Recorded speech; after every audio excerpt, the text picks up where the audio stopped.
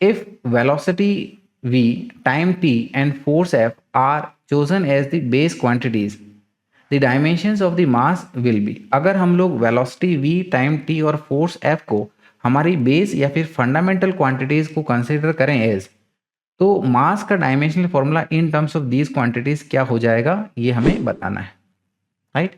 तो देखिएगा, यानी कि ये कहा जा सकता है कि मास का जो डायमेंशनल फॉर्मूला है वो हमारी वेलोसिटी, टाइम के ऊपर और फोर्स के ऊपर डिपेंड कर रहा है, लेकिन उनकी पावर कितनी है वो हमें नहीं पता। तो मान लीजिएगा इनकी जो पावर है वो ए, बी और सी है, यानी कि कुल मिला के अब हमारा मोटिव जो है वो ए, बी और सी की वैल्यू को निकालना रह गया है। तो क्योंकि ये हमारी इक्वेशन डायमेंशनली भी करेक्ट होनी चाहिए, तो लेफ्ट हैंड साइड का जो डायमेंशन है वो राइट हैंड के डायमेंशन के बराबर होना चाहिए। लेफ्ट हैंड साइड में क्या है हमारा, ये मास एम का dimensional formula capital M is equal to dimensional formula of speed is L T minus one इसकी पावर ए। फिर यहाँ पर टाइम का डायमेंशनल फॉर्मूला इज टी इसकी पावर बी। फोर्स का dimensional formula M L T minus two इसकी power ये C. तो देखिएगा मास का डायमेंशनल फॉर्मूला m है ना, और अब यहाँ पर सारे टर्म्स को लिख लीजिएगा। मास का यहाँ पर डायमेंशनल मास की यहाँ पर पावर कितनी आ रही है, ये c वाला टर्म ही हमें मिल रहा है, तो मास की पावर c।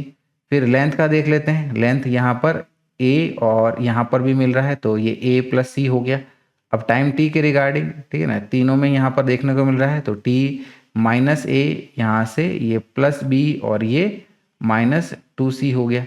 अब दोनों साइड के, ठीक है ना, सिमिलर टर्म्स की पावर को इक्वेट कर लेंगे, तो देखिएगा बाय डिफॉल्ट m की पावर कितनी है, ये 1 है, तो m की पावर, ठीक है ना, लेफ्ट हैंड साइड और राइट हैंड साइड की इक्वेट कर दो, यानी कि ये आ जाएगा c इज इक्वल टू 1, है ना। तो क्या आ गया हमारे पास में, c इज इक्वल टू 1। तो यहाँ से तो ये एक टर्म तो हमें सीधा सीधा मिल गया है ना, तो c की वैल्यू हमारी 1 है, ये हम लोग कह सकते हैं, ठीक है। फिर दूसरी इक्वेशन को इक्वेट कर लो, लेफ्ट हैंड साइड में L का तो कोई टर्म है ही नहीं, तो उसकी पावर ऑब्वियसली 0 है, यानी कि a plus C is equal to 0 हो गया। और तीसरी इक्वेशन, ठीक है ना, ये भी यहाँ पर लेफ्ट हैंड साइड में टाइम का कोई टर्म नहीं है, यानी कि ये जो पावर है, ठीक है ना, ये जो इक्वेशन है इसको भी हम लोग 0 से इक्वेट कर सकते हैं, यानी कि we can say minus A plus B minus two C is equal to ये 0 है। अब क्या करिएगा, ये c की वैल्यू को आप पुट कर दीजिएगा दोनों में ही, तो यहाँ पर इस इक्वेशन में पुट करेंगे c की वैल्यू, तो ये हो जाएगा a plus one is equal to 0, और यहाँ से हम लोग a की वैल्यू निकाल सकते हैं as a is equal to minus one. बहुत बढ़िया, तो यहाँ से हमें ये a की वैल्यू भी मिल गई है। a की वैल्यू हमारी कितनी आई है, a हमारा -1 आया है, ठीक है।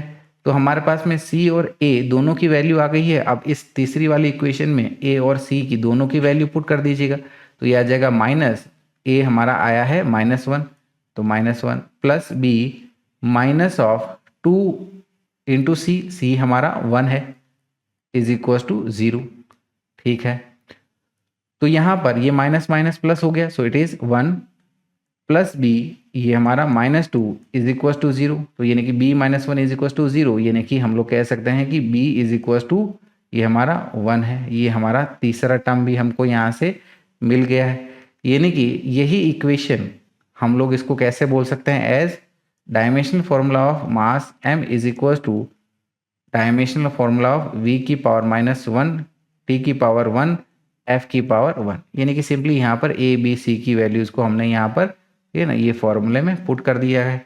तो यही आंसर जो है हमको हमारा ऑप्शन बी में देखने को मिल रहा है, यानी कि सही आंसर जो है वो हमारा ऑप्शन बी हमें मिल गया है, राइट।